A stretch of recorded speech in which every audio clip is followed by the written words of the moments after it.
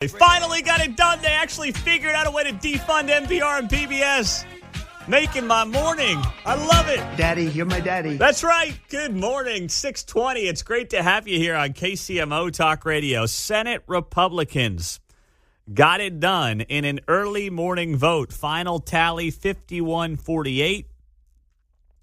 And the package is now going to be sent to the House, which has until Friday to pass it.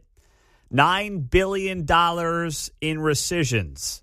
What does this mean? This means that the Senate voted to claw back money that was already set to be spent on NPR and PBS and USAID. This was part of a DOGE cut, Department of Government Efficiency, where they identified monies that basically were wasted. And there's no doubt that anything involving media is wasted by the government. Why we need the government to fund Elmo and the rest of the cast there on Sesame Street? Why we need PBS or the government to be funding Liberty's Kids, a great show that I enjoy, that I stumbled upon 2 weeks ago with the girls on YouTube. But why does our government need to be funding it? Never mind radio competitors here in Kansas City. Anyone checked in on KCUR this morning? Maybe one of our listeners can see how they're holding up today and then report back to us at 913-408-7957. Just give them a call in the newsroom and let us know what the temperature and the mood is, and then report back. We'll do some man-on-the-street rover reporting here on KCMO Talk Radio. See how they're holding up. You thought they had Trump derangement syndrome yesterday. Just see how they're waking up today. So the president's rescission package proposed cutting $8 billion from USAID and over $1 billion from the Corporation of Public Broadcasting. This now will go to the House of Representatives, and it has to be done by tomorrow. So President Trump has to sign this tomorrow. That means the House has to get this thing passed today. I'm going to reach out to Mark Alford, see exactly where they're at on the House side on this. We were scheduled to have Eric Schmidt on today, Missouri U.S. Senator, but I got a note at about 1 a.m. that he had to cancel, in part, I think, because of the fact that he was up until 2 o'clock in the morning. That might do it. Yeah. Some of us are used to that. Yeah, I was going to say, I was like, come on, guys. Come on. Please, let's go. 9 o'clock on the East Coast. He'll be fine. He'll be ready to roll. Yeah, if it were a Cardinals game, he'd be there. Yeah. Oh, that's so true. Oh, man, if it was the congressional baseball game, he wouldn't miss an at-bat. But, Monday in the morning, not sure I'm going to make it. Come on, Eric. We got time for you, buddy. I'm trying to push him back to 9 o'clock. We'll have to see how that plays out. But now this thing goes to the House. And for those of you who are sitting back and saying, well, how much funding is it? Our federal dollars for NPR and PBS. Well, if you believe them, this really shouldn't have a major impact. As the New York Times wrote here 3 days ago, NPR, National Panhandler Radio, gets about 2% of its annual budget directly from federal grants, including from the Corporation of Public Broadcasting. They claim it's 2%. This is nothing. Nothing. In radio, if you get a 2% cut, you're like, whoa, boy, that's pretty good. I dodged a major bullet. If you get a 2% cut to your budget, or God forbid your staff or something like that, I mean, that is nothing. 2%? If that's actually the number. PBS, the amount is 15%. Now, as the New York Times writes here, both organizations also get federal money indirectly through payments from member stations across the country that receive government funding. Though they write here, it's difficult to estimate how much. So if this is truly as low of a number as they claim it is, now $1 billion is still a ton of money in terms of what it could fund, in terms of what it would go towards. But now in the federal government, it's nothing. It's like this package is 0.1%. That's how little money this is. If the Republican Party could not have gotten this done last night, I would have had such little faith in them doing anything fiscally responsible over the next 3 years. But as I predicted yesterday, they did get it done, John. What are we clawing back about 8 cents on a $37.50 loan? Yeah, about Something that. like that. Yeah, yep. You're right. That's literally all it is. It is a fraction of the debt and the budget. Something, but it's not much. But it's a nice place to start. We'll just say that much, right? Got that going for us. It's a nice place to start. And that's where, as someone who's, for my entire adult life, NPR has been a direct competitor to basically everywhere I've worked in this industry, in every community I've worked in every state I've worked in. And it was always ridiculous to me that basically my tax dollars were being used to compete against myself. Because I know it's going to shock you, I never worked for or applied for a job at NPR. I know. Talk about a bombshell. Stunner. Absolute stunner. I try to give you a curveball once in a while, and that'll be my curveball of the morning. You're shocked to hear that. But then it's like, why? In a day and age where you can get everything you want on YouTube, and even if you're in a rural area, right, that maybe doesn't have a lot of internet access. I worked in rural radio. Trust me, we were doing hogs futures and grain futures and the whole deal when I was working in Oklahoma. And that owner of that radio station, which was a country radio station, I did news and sports. I was not a country DJ. I didn't do that. That guy made a lot of money. He did very well for himself during his radio career. And if nothing else, it creates opportunity for people who are looking to get into the business in rural communities, who are looking to make their mark without having to compete against their government. 913-408-7957. That's how you join us here on KCMO Talk Radio. Roads are a mess this morning after the overnight rain. Take your time. Up to 8 inches of rain in some parts of the metro. A lot of road closures. If you can go in late, try to do it. We've got the latest on the news front coming up, and then Trump doubles down on Epstein next. Well, as we update you on the weather this morning, we've got tens of thousands of folks around Kansas City who are without power after the severe storms blew through last night. We also have closures all over Kansas City this morning.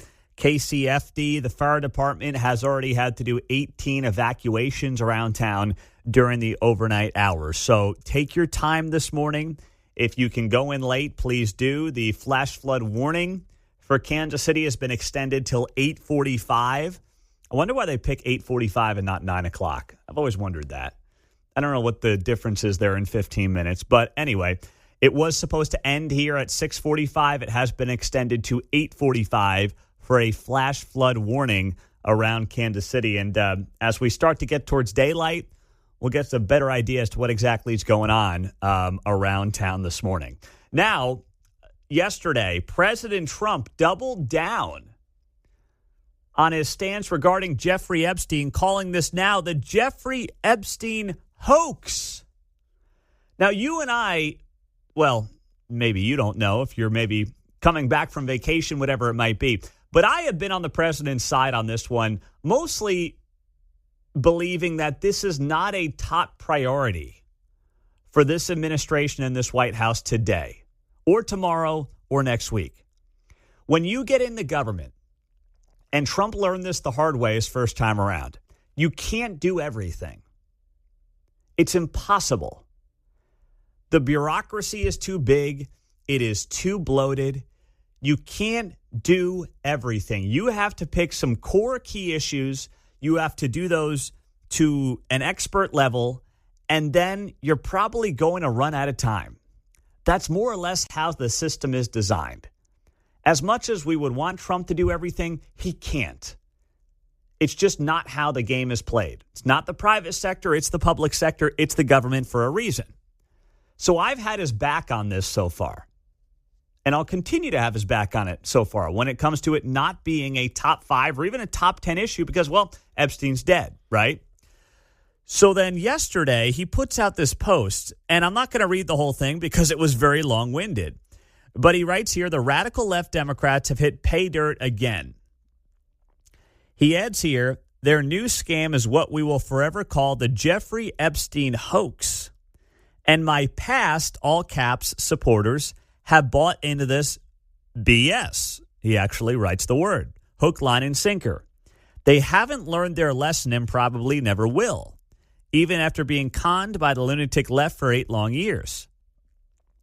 He says here, I've had more success in the past 6 months than perhaps any president in our country's history. And all these people want to talk about. With strong prodding by the fake news and the success-starved Dems is the Jeffrey Epstein hoax. Let these weaklings continue forward and do the Democrats' work. Don't even think about talking of our incredible and unprecedented success, because I don't want their support anymore. Thank you for your attention to this matter.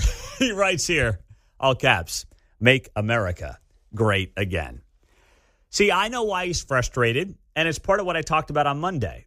This guy is coming off of an incredible 2-3 week run, arguably the best 2 to 3 week run of either term in office. And now he's got some people obsessing over a dead guy, trying to get to the bottom of this. And he's like, what do I got to do here? What's a brother got to do? I'm kicking butt, and you guys are mad at me because of a dead guy. So I get his frustration. But I wouldn't go as far as to call it the Jeffrey Epstein hoax.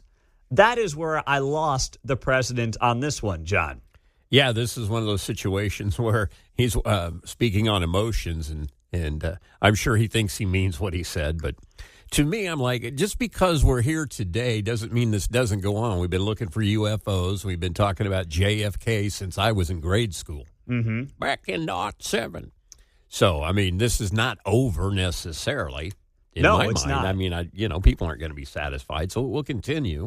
But it's not a priority for getting America back on track at the moment. And it should continue. And I want it to continue, to be very clear. I would love a little more transparency from the DOJ and from Pam Bondi on why this thing went from like, we got the binders and we got all the information that's on my desk to like, nothing to see here. Like, sure, I would like that information at some point. Is it a top 10 priority for me? No, it's not. Because Jeffrey Epstein's burning in hell right now, which for me is enough at this point in time. So if you're Donald Trump and you got to pick and choose where you're spending your time, your energy, and your focus, this can't make the top of your list. It's not going to be the thing that makes most Americans' lives better. It's just not going to be near the top of anybody's list. I know that emotionally, we all want to see the powerful, the elite. We want to see them held to the same justice as us, right? As regular people. We all want that. That's what this country was founded on. So I get that side of it. I'm sympathetic to that side of it. I agree with that side of it. But where I think the conversation is getting totally lost among some people is you have the group that says, I will not be satisfied until I see the list of everyone that Jeffrey Epstein's ever had lunch with.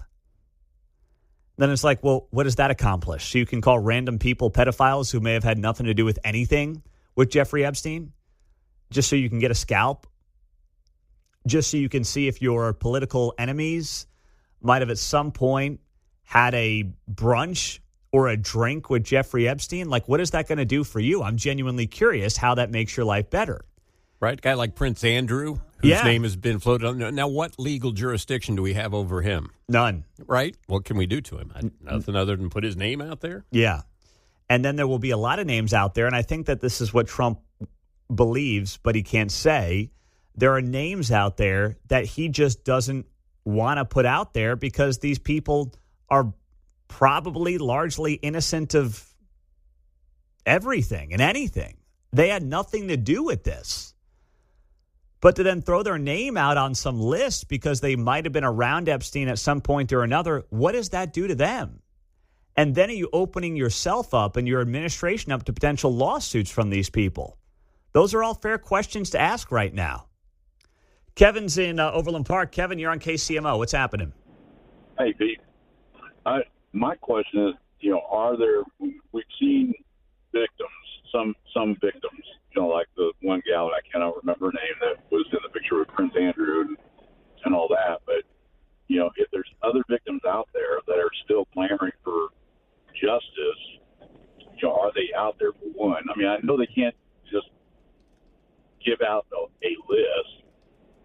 to any type of charges, because then you got defamation of character issues coming up. If you just throw out a name, you say so-and-so was there, but you don't have any. Remember though, there are a lot of settlements that have come out of this Epstein case. Okay. Epstein's estate has paid out about $150 million in restitution to 120 some odd victims. J.P. Morgan Chase paid like $300 million to settle a class action lawsuit from Epstein's sexual abuse victims. So I'm not an attorney, but a lot of these people, I mean, there's nothing more legally that they can do if they were part of this lawsuit and they accepted some payment, right? That's my question, and I did not know about how many lawsuits were paid out or anything like that. I was unaware of that. So there's a lot of them. It may be that in the agreement of the lawsuit and the payout and so on that, okay, we are all done with this. This is, no more coming after us or whatever. I don't know. Yeah. I mean, that's usually how that stuff works. I mean, there's no way that they would open themselves up to more legal issues while paying out hundreds of millions of dollars. Yeah. Here's your settlement. Yeah. And if victims are at that point and they're cool about it, then, it's time to move on. For sure. And to me, the biggest thing right now, thank you, Kevin, I think about is how to make sure, and this isn't entirely on the government, but how to make sure that the next Jeffrey Epstein doesn't come around. How do you make sure that people who are coming across the border, right? You have people who are here illegally who are assaulting little kids. How do you make sure that they're not on the streets of our major American cities or in our rural communities for that matter? How do you get them out of the country? What do you do about that? How do you protect the next kid? That's something that I think a lot about. So the highest rainfall totals I'm seeing right now look like they're up in Lenexa. 87th at Mill Creek got 10.8 inches of rain. Man, that's crazy. 9.2 inches at 75th Street and K7. And then you got really Lenexa. If you just basically go down the K7 corridor from Lenexa all the way down into South Olathe, that's where you got your most rain. It looks like anywhere from 8 to 10 inches. And just looking here, like Ridgeview and College getting 8.5 inches of rain. Go down to South Olathe, same thing. Down that way, like Lone Elm Road and 151st got 8.98. Just round it up to 9, damn it. 9 inches of rain down there. And then as you go east into like Overland Park, you're looking at 4, 5, 6 inches in some places. And then as you get into northeast Johnson County, you're in that 5, 6 inch range as well. So the most rain that we got basically came down K7 from Lenexa all the way down to Gardner, where they also got 8, 9 inches of rain down that way. So, but then here's what's interesting too. You go to the west side of Gardner down towards Edgerton, right between Gardner and Edgerton. Like Edgerton got between 1 and 2 inches of rain. That's what's wild. And then as you make your way east of Gardner into Olathe, suddenly it jumps to 8 to 9 inches of rain. So there was a clear line there where depending on where you were around Kansas City, you were just getting pounded, especially in Johnson County. And that's why I'm saying, like last night, I know we get thunderstorms all the time, and still the strongest storms I've ever experienced were in western Oklahoma when I lived down there. But the length of time that these thunderstorms just sat on top of our heads last night where I live and, where Mark is as well in the western part of Johnson County was, it was just crazy to experience that. Yeah, my dogs didn't want to go outside this morning. There's a little river running down our backyard kind of slope. So you got a sump pump or? We actually have never experienced any flooding, luckily, or any water coming through. So, really? Yeah, we've been lucky. You got a basement though? Yeah. Okay. So no water in there. No water. So I'll triple check when I get home, but as of this morning, nothing. Okay. I've had issues in the past. I don't have any right now. Thank goodness. If I do, I got to call my guys at the Plumbing Pro at theplumbingpro.com. But so far, knock on wood, I texted Kate earlier this morning. I said, go check on the basement, please. Make sure the sump pump's running.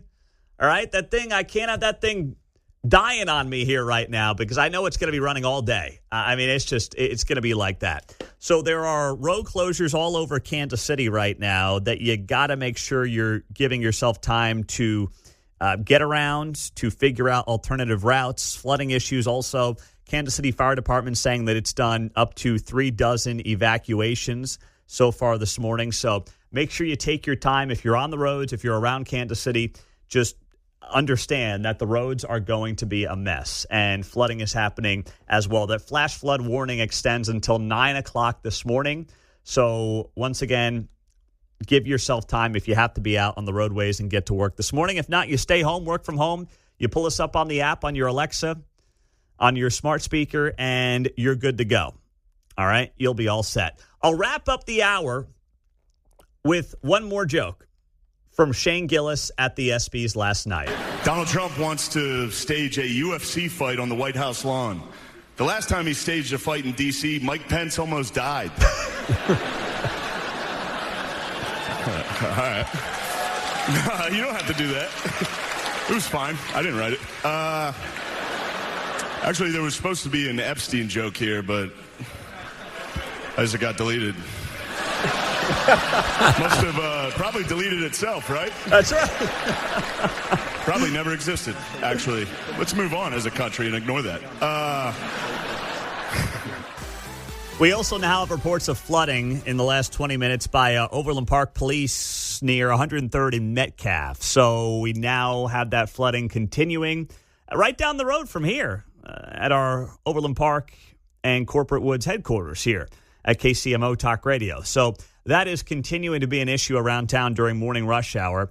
And a lot of issues down at 435 and 23rd Street. That is where a bunch of these vehicles have been pulled out of the water by the Kansas City Fire Department. That's happening right now. So just please take your time around town this morning after we got upwards of 10 inches of rain across parts of our region last night. And there is 1 hour left in this flash flood warning around Kansas City. But we're going to have road issues throughout the morning, probably until midday.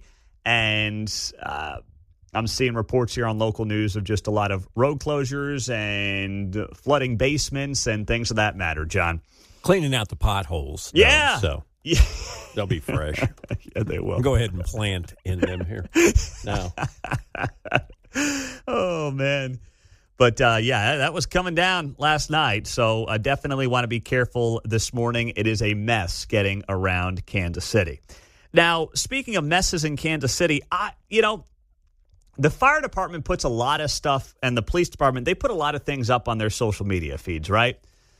Things like, hey, we're out on the street corner here handing out little goodie bags. Come join us to, homicides at such and such and such and such. We hear that all the time.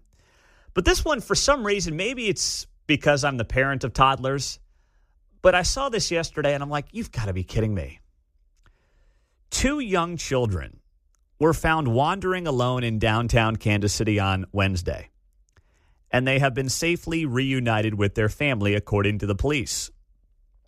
Kansas City, Missouri Police Department said the children, believed to be around 3 years old, were located near 9th Street and Pennsylvania Avenue. And there wasn't a lot more to the story. I posted it on my Facebook page yesterday. And, these 2 kids are 2 cute little kids. And just before noon, these 2 were located at 9th and Pennsylvania. And they eventually figured out at about 2 o'clock who their family was. They reunited them. And, now we just kind of say, nothing to see here. Okay, we'll all go on with our day. How do you just lose 2 3-year-olds in downtown Kansas City, Missouri? Like, we're not talking about a Super Bowl parade where there's 1 million people downtown. Talking about a run-of-the-mill Wednesday when, let's be honest, there's not a lot of people out and about on the streets. That's just not how our downtown is, even during the weekday. It's just not Chicago. It's not New York. I mean, it's just not. And as someone who's got a 6 and a 4-year-old and a soon-to-be 1.5-year-old, I don't even understand how this happens. And then to say, yeah, we found the parents, everything's good. Like, I know that's the job of the cops, but is anyone going to get Child Protective Services involved here in this? Because I know it's a fine line between saying get the government involved and keep them out of it.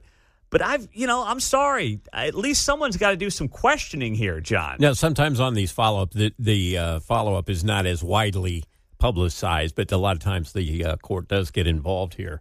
But I wanted to note the lifestyle reports that you see about don't leave your kids in the car. Put your phone or your PC back there so you don't forget your kids are in the back of the car. Have you seen those kind of things? I have not. No, they're lifestyle reports, and they're not about any news story where anything happened.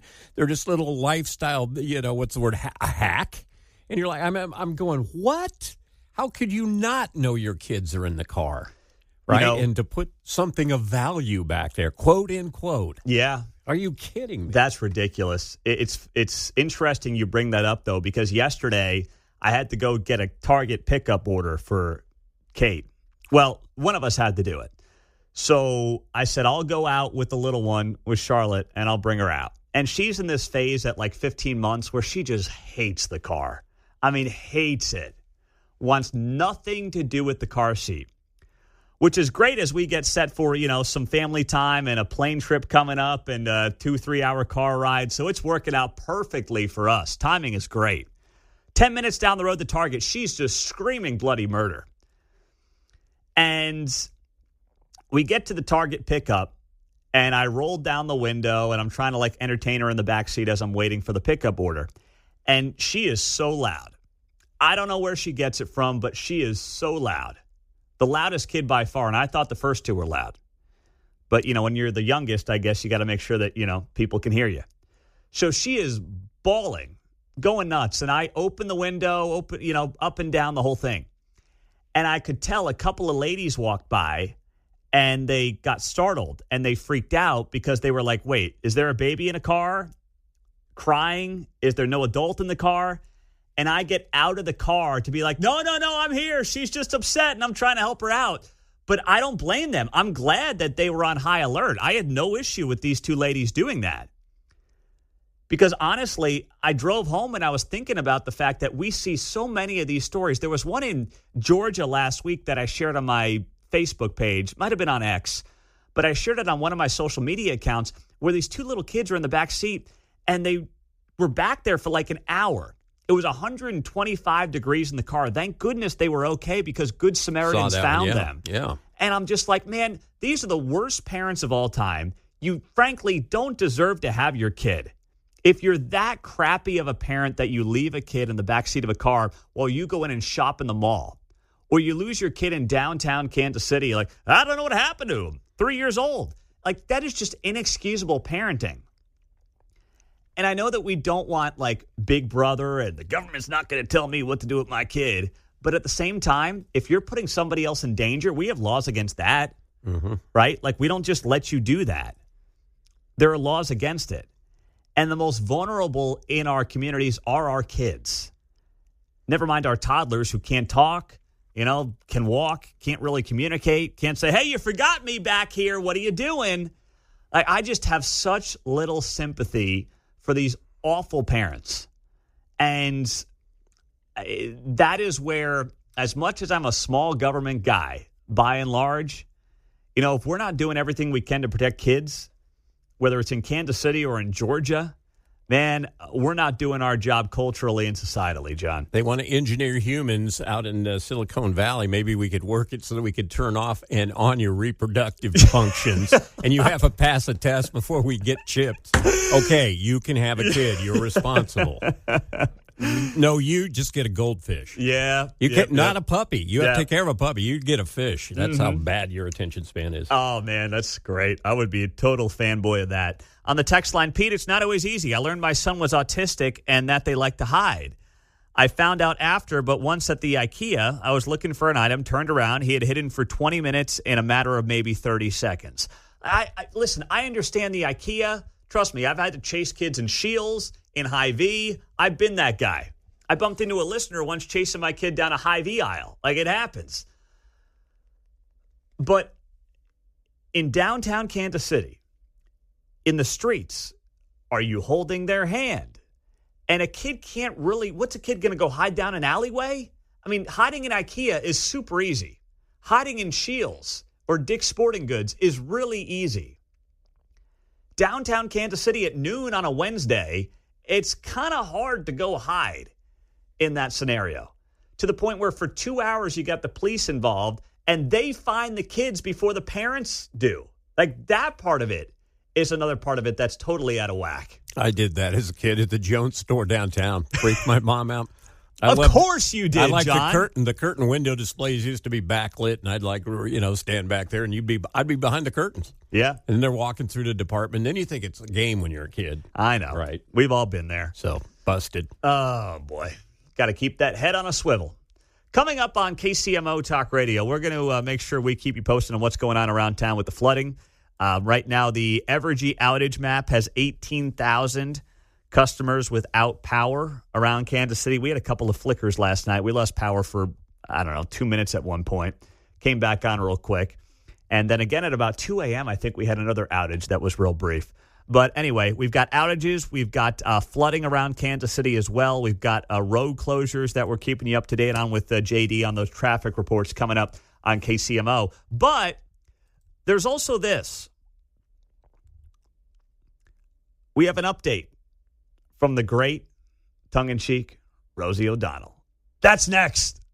She's mad at Trump. Shocker, I know. She's a real beauty. We'll get to it next. This is Trump at his absolute best here. Just trolling, and then the media and the people that he targets, and I use that word in air quotes because he's really just having fun with them, start to freak out and take it very seriously.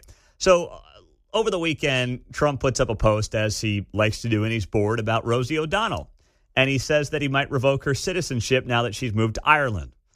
Well, Rosie decided that she was going to respond yesterday to the president of the United States. I mean, for somebody who supposedly fled the country because she was so triggered by President Trump, she sure does spend a lot of time thinking about him. I actually find this sad.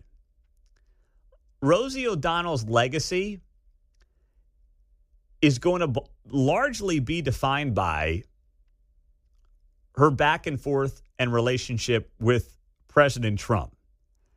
Not her acting career, not her comedy career, but she's going to be remembered for this tit for tat with Donald Trump. It's kind of like Frank White, actually, here in Jackson County. For most people, he's not going to be remembered as the baseball player, the great baseball player for the Royals. I mean, he will be with people of a certain age. But for people probably under the age of 45, they'll be like, oh, yeah, you mean that county executive that got run out of town, that got likely recalled, that jacked up everyone's property taxes? Like, it's really sad when you think about it. Same thing for Rosie O'Donnell. They're not going to be remembered for what they were actually great at. Yeah, the people that are old enough to remember Frank being a good baseball player are being displaced from their homes right now. Yeah. So you're not building up any benevolence and goodwill there. No way. So here is Rosie's response now to President Trump and, his clearly comedic post last weekend about how he's all set and ready to revoke Rosie's citizenship. She took this very seriously. I have to say that I was expecting him to do something as absurd as he did for a few reasons. Number one, I read Project 2025. Number two, I've had 20 years of abuse from him, so I knew it wasn't going to stop. 20 years of abuse. As Greg Gutfeld said, what is she counting in dog years? 20 years of abuse? What are you talking about? And number three, I know myself well enough to know that I wasn't going to shut up.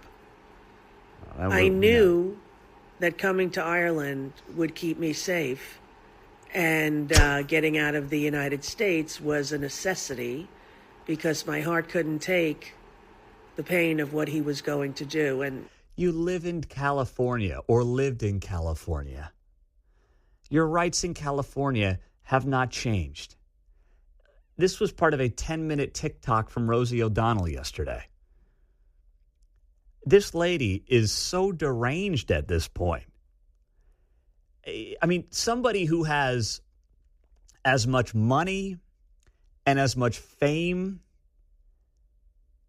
and is part of the elite of elite in this country, or I guess no longer in this country, but in Ireland, to portray herself as such a victim to me shows how out of touch she is with the moment. I mean, there are Americans who genuinely wake up every day and are struggling, working multiple jobs, single parents, kids are having issues like, how do I afford it? What do I do? How do I get them help? What do I do for myself, my parents? And Rosie's sob story is just so out of touch, but it's on brand as well. You can move, but you're still you. I can't remember who you say it, but it's like wherever you go, there you are, right? You don't change. What he factually has done. And, when I got a message from my friend Victor, who said, did you hear it? Victor in Parkville? Is that her friend? About it. I'm like, about what? He's like, did you see it? I'm like, don't know what you're talking about. And I was watching tennis. I believe it was Saturday. And there it was, And Rosie loves watching women's tennis, by the way. And you can't take away someone's citizenship. They have to renounce it themselves in the Constitution. So, I'm not that worried. However, the Supreme Court has given him unbridled powers. And I believe that his dementia forces him to think that he actually is a king. So Rosie has convinced herself that while she's right, Trump can't revoke her citizenship, he might try to get it to the Supreme Court. Let's see what Justice John Roberts and Amy Coney Barrett think about, revoking Rosie O'Donnell's citizenship? I mean, so here's where this leads to, by the way. Trump trolls a celebrity who's left the country because she's mad at him. Rosie does a 10-minute TikTok. And now you have headlines like this in the Washington Post. Can Donald Trump revoke Rosie O'Donnell's citizenship? You have this question from PolitiFact.com. Can the U.S. government revoke your citizenship? What to know about denaturalization? How about this? Can Trump revoke Rosie O'Donnell's U.S. citizenship? I mean, these are serious posts. Just Google it. And you'll see how a joke and a troll from the president leads to the media going into overdrive. As Rosie O'Donnell responds in a serious manner and the media starts doing deep dives into whether or not your citizenship can be revoked by the president of the United States. No, it can't be. It's a joke. And I guess he was checking in and listening. So, Victor, in Parkville, she wasn't referring to you, right? You're not Rosie's old pal that she said she was talking to there in that TikTok video? No, I'm not. I actually worked in Hollywood when I was living in Southern California. I did some background acting. I did motion picture security. I had the honor of never meeting Rosie O'Donnell. However, I will say Leslie Nielsen was an absolute spectacular human being. Several other people, but that's another subject. I was just a guy. You're just a guy. I like that. Just a guy. Many celebrities are wonderful people, and they just totally dissociate politics from everything. They appreciate the gift that they have, the blessing they have. These are entitled individuals who really don't deserve the blessings that they've been given. Hey, any advice then for Mark as he's potentially going to be a stand-in on a big TV show here coming up next week? Know your marks and stick by them. All right. Because they're going to do more than one take. Mm-hmm. So if you do 3 steps, and then you make a left, and you go to the table and make a right, then do that. Take 2. Take 3 steps, make a left, go to the table, make a right. Just keep doing the same thing all the time. It's continuity, baby. There you go. Victor, thank you, my man. You're welcome, sir. And incidentally, you still there? Yeah. Okay. I drove in this weather last night. It went through Lawrence. It was a torrential downpour. I'm a professional driver. I've got weight behind me in a big rig. However, there are many of us who will just slow it down, put on our hazards, and take it easy. If you're in a vehicle, if you're in a little four-wheeler, do not be afraid to just pull over, put your hazards on, underneath an overpass, or whatever you have to do. Some of this water on the highway, you're going to hydroplane. Just take it easy. And it's the same thing. It's adverse weather conditions just like snow or ice. Got it. Got to run, Vic. Thank you, buddy. I appreciate it. Have a good day, Pete. You as well. There you go. Such a nice man. Victor in Parkville, looking out for Mark, too. You know how I know you're gay, right? You like Coldplay. No, it's from 40-Year-Old Virgin. It's from a movie. All right? Oh, yeah, I remember that. I took You offense remember to that that. when I first saw that movie. No, Then I was like, yeah, I like Coldplay. it's a joke, yeah. I've been to Coldplay concerts. They put on a great show. It was a 40-Year-Old Virgin reference. That's all it was. Keatsman almost blew a gasket on me in there. I saw him. He was about to lose it. I thought he was going to quit on the spot when I saw his face. Trust me, I like Coldplay a lot, actually. But something happened at their concert last night that's now going viral. And I said to Mark, give me some Coldplay coming back here. And he said, I got to pick Yellow. I said, I don't know. Yellow's not that upbeat, Mark. Why are you picking Yellow? So, Mark, tell us why you picked Yellow as the bump back song. Yeah, 15 years ago to the day, my wife walked down the aisle to that song. How about that? And we actually used a string quartet. Really? So that was kind of a fun little addition. That's big time, man. Yeah. Well, congratulations. 15 years of marriage. Thank you. 3 happy, healthy kids. That's fantastic. That's great. So this story was just meant to be today. Gave Mark a chance to bump back with some Yellow. So here's what's going on. And I've seen this circulating on social media, and it's getting more and more and more attention as the morning's gone along. So I figured I'd finally bring it up here. Coldplay's playing last night at Gillette Stadium, home of the New England Patriots. And, they're doing their thing where they flash to the audience, right? And they're looking for couples and lovey-dovey stuff and things like that. And they pan to this couple, and the guy is holding the woman in his arms. He's standing behind her. He's got, his hands wrapped around her waist, and they're just kind of enjoying the show, right? His hands are a little higher than the waist, actually. It looks were they? Was he grabbing? It's looking a little high there.